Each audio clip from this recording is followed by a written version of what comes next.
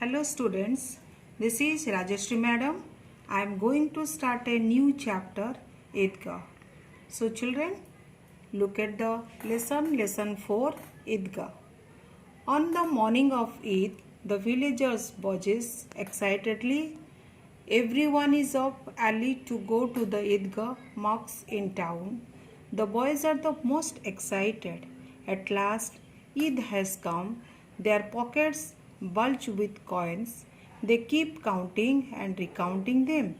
Mahmud has 12 pies. Mohsin has 15. Out of this hoard, they will buy toys, sweets, and more. Actually, this chapter tells that how children are all excited about Eid. Every festival celebrates happiness.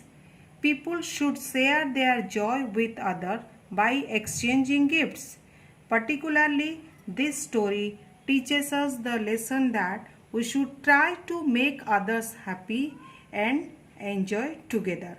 Also, the story tells us that how the villagers went together for Idgah. Here, the happiest boy is Hamid. He was 4 years old. His parents had died. Hamid lived with his grandmother, Amina. Okay, see the next paragraph. The happiest boy is Hamid. He is only 4, poorly dressed and famished looking. His father and mother died last year. Now Hamid sleeps in Granny Amina's lap. She tells him that his father and mother have gone to Allah and will return with silver and gifts. This makes Hamid happy. Hamid has no shoes. His cap is soiled and tattered. Its gold thread has turned black. Nevertheless, Hamid is happy. Poor Amina sheds bitter tears.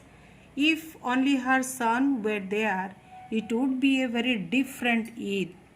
Hamid would not have to go to the fair on his own. What if he gets lost? Hamid comforts her. Granny, don't worry, I will return.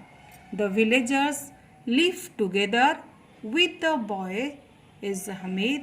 They run on ahead of the elders and wait for them under a tree. Why are the oldies so slow? At long last, the Idgah comes in view and the villagers join in with the prayers. When the prayers are over, the crowd descends on the fair. There is a merry-go-round for 1 piece a go. Mahmud, Mohsin and other boys climb on. Children, this paragraph tells that Hamid is poorly dressed and famished looking. He has no shoes. His cap is soiled and tattered. That means very old. Its gold thread has turned black. But when he sleeps in Granny Amina's lap, she tells him that his father and mother have gone to Allah and will return with silver and gifts. At that time, poor Amina sheds bitter tears because she was very much upset for Hamid's parents who had passed away the previous year. If Granny Amina's son had lived, this Eid would have been a different one. Hamid would not require to go to the fair on his own. Granny was worried for Hamid that he might be lost. But to which Hamid comforts her granny not to worry till he returns. Next to it, the villagers and the boys, together with Hamid, left for Idgah. The boys ran ahead and waited for the elders to come. So, children, finally, when the Idgah was seen, villagers joined in with the prayers. When the prayer was over, villagers moved towards the fair. Mahmud and Mohsin climbed onto a merry-go-round for 1 paise. So children, see the next paragraph. Hamid holds his 3 paise and watches. He could not part with a third of his treasure for this. Now it is time for the toys. There is a row of stalls selling toys, milkmaids, kings and ministers, water carriers, washerwomen and holy men. Splendid! Mahmud buys a policeman in khaki with a gun. Mohsin gets the water carrier. Each toy costs 2 paise. Hamid only has 3 paise. Not enough for expensive toys. And if a drop of water fell on them, the paint would run. Toys like these would be of no use to him. Mohsin says, my water carrier will sprinkle water every day. Mahmud says, my policeman will guard my house. If a thief comes, he will shoot him. Hamid knows their toys are made of clay. One fall and they will break, but he wishes he could hold them.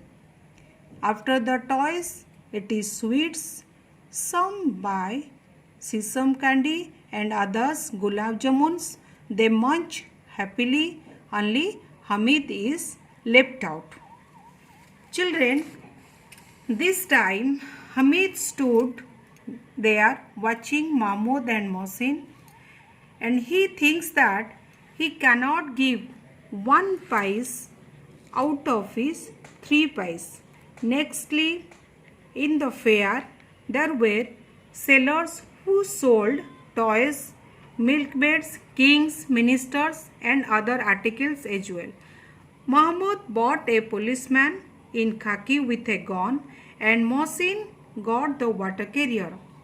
The toys cost 2 paise, and Hamid's money is not worth for the toys. Hamid knew very well that Mohsin and Mahmud toys will not last if they fall on the ground. Okay, children, see the next paragraph. Next, there are a few hardware stores. Hamid stops by a pile of tongs. Each time his granny bakes chapatis, the iron plate burns her hands. If he were to buy her a pair of tongs, she would be pleased. Toys are a useless waste of money. You only have fun with them for a short time. Children, this paragraph tells about the description of food stall arrangement in the fair. The next stall is of sweets. Some bought sesame candy, some gulab jamuns, but Hamid is left out. Hamid walks away from the sweet stall and stopped by hardware stores. Hamid stared at the pile of tongs and thought that when his granny baked chapatis, the iron plate burnt her hand. Hamid thought if he would buy her a pair of tongs, she would be pleased. He knew that toys are useless and one can have fun with them for a short time. Okay, children, see the next paragraph. Hamid's friends have gone ahead. They are at a stall drinking sarbat. How selfish! They bought so many sweets but did not share any. Hamid thinks how happy Granny would be if she had a pair of tongues. She will shower him with 1,000 blessings.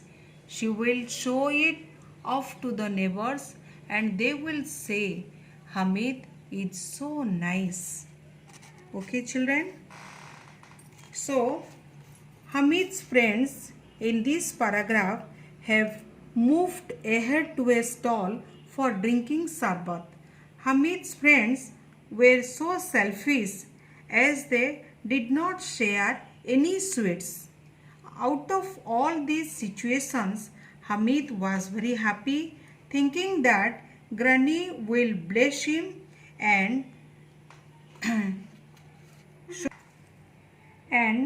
show the toys to the neighbors, saying that Hamid is very nice.